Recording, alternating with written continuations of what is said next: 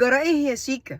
جرى ايه يا شيكا؟ هو اي حوار والسلام؟ اي لقطة والسلام؟ هو يعني علشان معرفتش تاخد اللقطة بتاعت الكورة وضربة الجزاء اللي عمرك اصلا من الاساس كنت بتعرف تشوطها في حياتك وضاعت عليك يا ولدان اللقطة بتاعت ضربة الجزاء؟ شناوي كده لو ليه حرمتني من اكتر حاجة بحبها في حياتي وهي اللقطة. رحت بعدها تجري ورا رامي ربيعة وتجري عند مدرجات النادي الاهلي. بتروح ليه عند مدرجات بتاعه النادي الاهلي وبتجري ورا رامي ربيعه ليه يا شيكا؟ بيقولوا ان هو استفزك وقال لك تعيش وتاخد غيرها.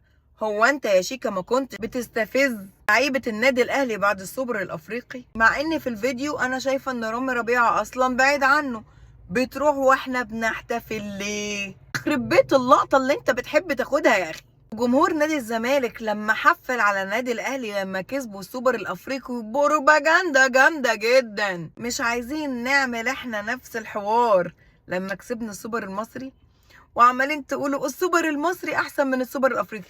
طب ادينا كسبنا اللي كسب السوبر الافريقي، لانه هو بنفس المنطق بتاع جمهور نادي الزمالك انه كسب النادي الاهلي لا اخد بطولة دوري ابطال افريقيا فيبقى كده سيد القارة وبقت قلعة وما قلعاش والكلام الحلو القمر ده، فهو كده يبقى سيد اسياد القارة عشان كسب النادي الاهلي.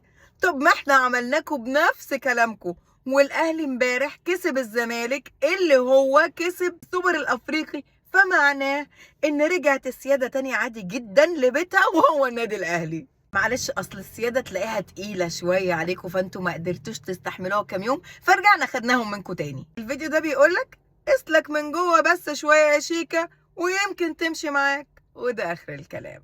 سلام.